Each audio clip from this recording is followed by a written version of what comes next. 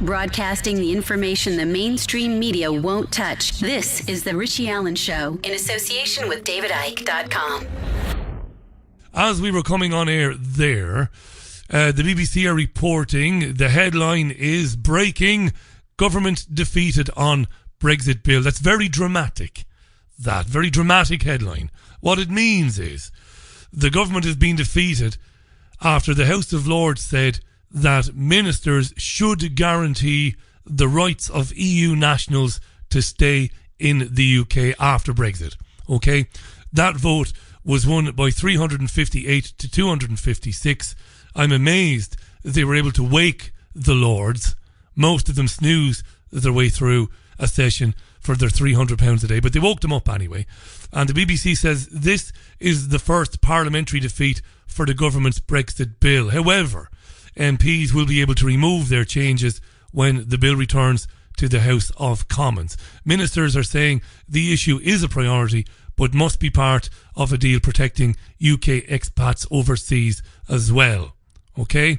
So breaking news, no big surprise there. You know, when you frame it in the context of there is obviously an ongoing effort to stop Brexit, and we know that, you and I know that. This isn't as big a deal in the grander scheme of things, but it's something.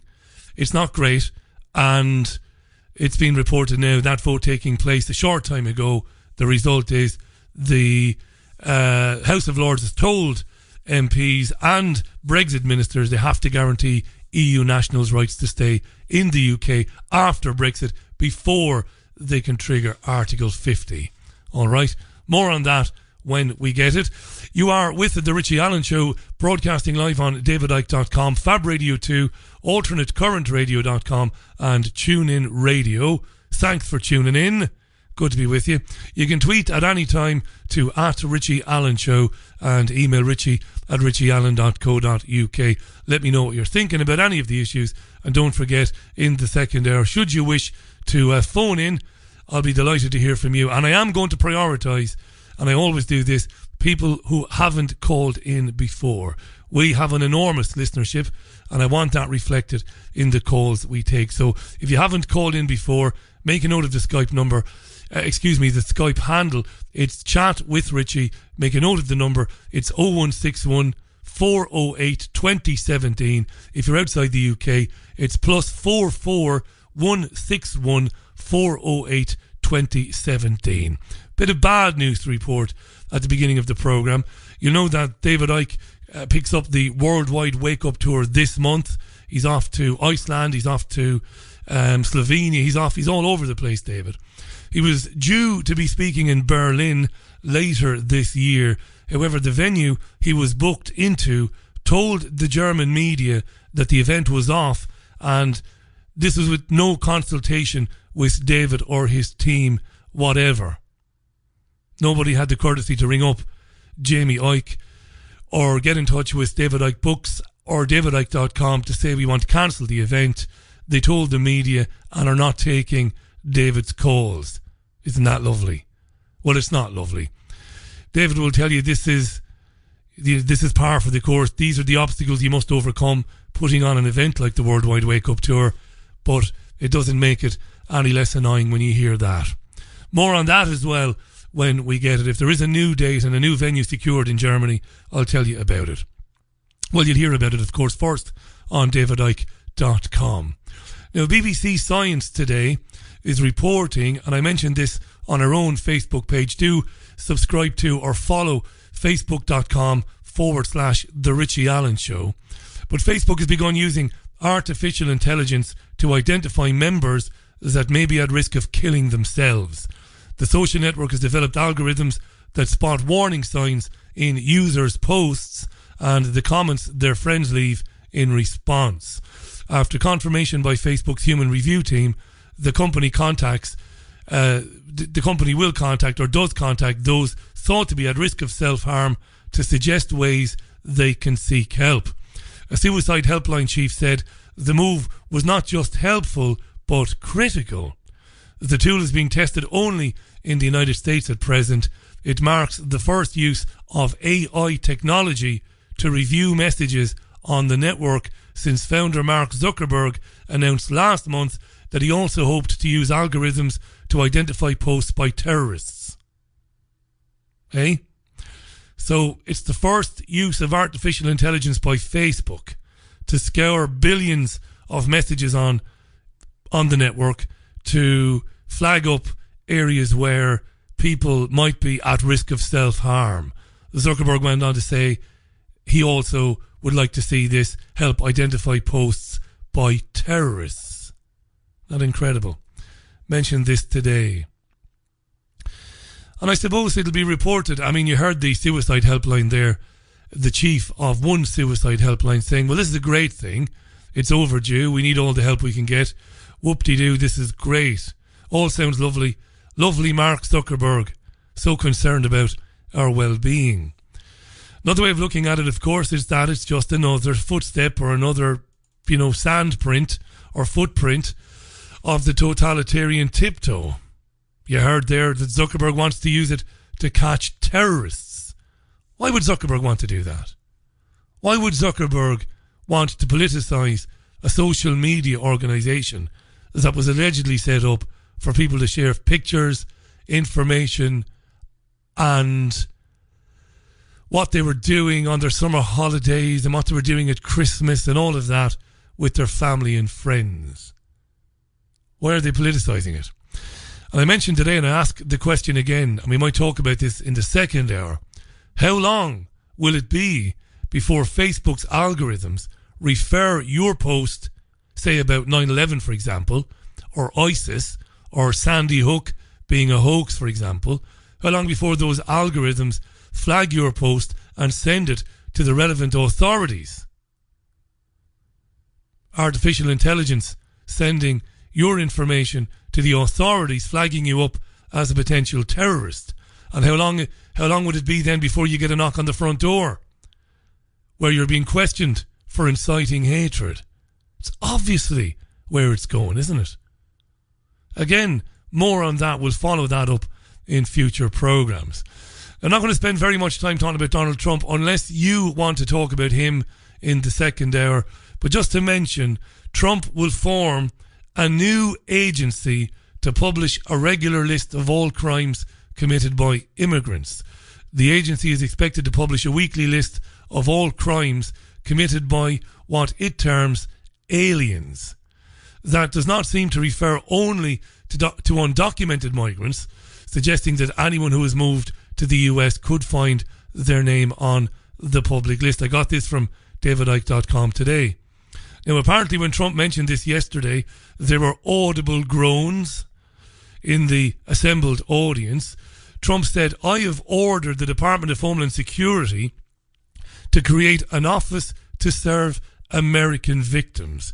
This office is called VOICE, Victims of Immigration Crime Engagement. We are providing a voice to those who have been ignored by our media and silenced by special interests. Don't blame it on the sunshine. Don't blame it on the moonlight. Don't blame it on the good times. Blame it on the migrants. Blame it on the migrants.